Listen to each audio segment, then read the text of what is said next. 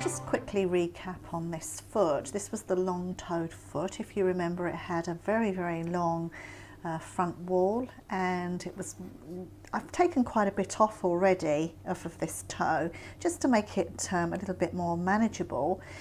But you know, the toe went right out there. But the point that I wanted to look at was this part here. And in the previous video, we looked at this part here where it looked like a significant lesion, a yellow area on the deep digital flexor tendon that runs around here. This is the navicular bone here. And I saw this little area here that looked very suspect. So the purpose of this video now is that I'm going to have a good look and see what's going on underneath here. And I don't know what I'm going to find, but what I think I'm going to do is I think I might take off this bone here, which is the long pastern.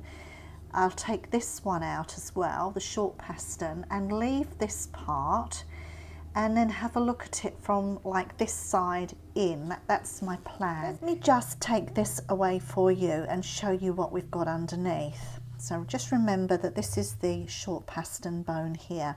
This is the coffin bone here, navicular bone is here, deep digital flexor tendon is running under there, and we're looking at this bit here. So let's just take this part away. And one thing I just wanted to show you, can you see like this? There's like a ring through there. Now, I actually think that this is freezer damage, so I'm not going to place too much attention on that at the moment. So, let me just pop it back again quickly and then take it away and show you what's going on deep in there.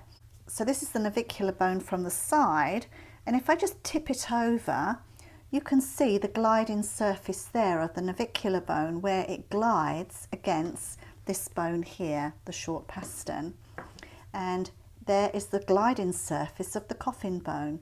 If I just take it to the side, then you get your bearings, and then you can see deep in there. And you see there's like a hole there, and there's a little hole there. That whole surface is actually quite full of holes. It's not a lovely smooth surface in there, and I honestly thought that it would be a lovely smooth gliding surface. So that's one observation.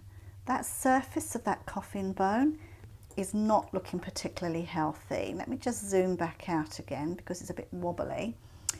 And then looking at the surface of the navicular bone in that area as well, we also seem to have some, what's the word? I'm going to say issues. Can you see? I know it's hard to get it into focus. Can you see that little bit there? That doesn't look quite right to me. And so I think that there are some issues going on in here. And what I'm going to do now is I'm going to now try and take the navicular bone out, and then we can have a look at this surface here. So I've cut through all of the ligaments that hold the navicular bone in place. What I did is I took my scalpel and I cut through here at the back where the navicular bone is attached to this part here. This was a really, really strong ligament holding the navicular bone. I was quite surprised actually how strong that was. And also here, this was not particularly strong, but it went all across the whole front as far as I can see. We can have a look at that.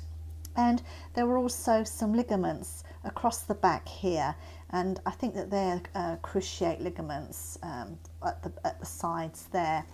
So let me just take this navicular bone out and show you what I can see. This is the underside of that navicular bone.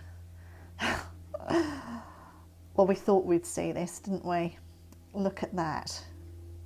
There's just a definite lesion through there, and I thought that was going to happen, and I think you guys did as well.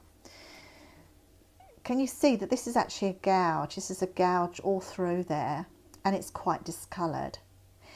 And here at that very central part, which was the bit that I was picking, if you remember in the previous video, I was sort of picking around here. Can you see it's an absolute gouge out through there? So this looks like a very sick navicular bone.